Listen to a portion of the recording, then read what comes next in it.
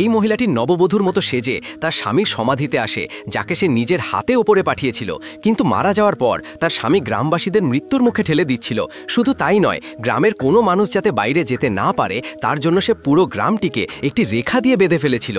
কিন্তু হঠাৎই একটি বাচ্চা মেয়ে অসুস্থ হয়ে পড়ে। তাকে নিয়ে তার বাবা মা ভৈরবীর কাছে সাহায্যের জন্য পৌঁছায় এবং বলে যে তাদের কোনোভাবে গ্রামের বাইরে ডাক্তারের কাছে যেতে হবে। এই কথা শুনে ভৈরবী বলে যে এখন একটাই উপায় আছে, স্ত্রীকে তার স্বামীর সমাধিতে গিয়ে তার মনোযোগ অন্যদিকে সরাতে হবে। আর ভৈরবী নিজে মন্দিরের ভেতরে মাইক লাগিয়ে বসে গেল, যাতে তার আত্মা যে পুরো গ্রামের জন্য রেখাটি টেনেছে তা কিছুক্ষণের জন্য মুছে যায় এবং ওই লোকটি তার মেয়েকে চিকিৎসার জন্য গ্রামের বাইরে নিয়ে যেতে পারে। কিন্তু বাতাস বইতে দেখে বিদ্যুৎ বিভাগের লোকেরা ভাবে যে ঝড় আসতে চলেছে, তাই তারা গিয়ে বিদ্যুৎ সংযোগ কেটে দেয়, যার ফলে মন্দিরের ভেতরের কারেন্ট বন্ধ হয়ে যায় এবং আত্মাটি বুঝতে পারে যে তার স্ত্রী তার সাথে বিশ্বাসঘাতকতা করেছে। তাই তার আত্মা সরাসরি অসুস্থ মেয়েটির শরীরে প্রবেশ করে এবং নিজের স্ত্রীকেও ওপরে পাঠিয়ে দেয়। এরপর মাথা নিয়ে সরাসরি থানায় হাজির হয়।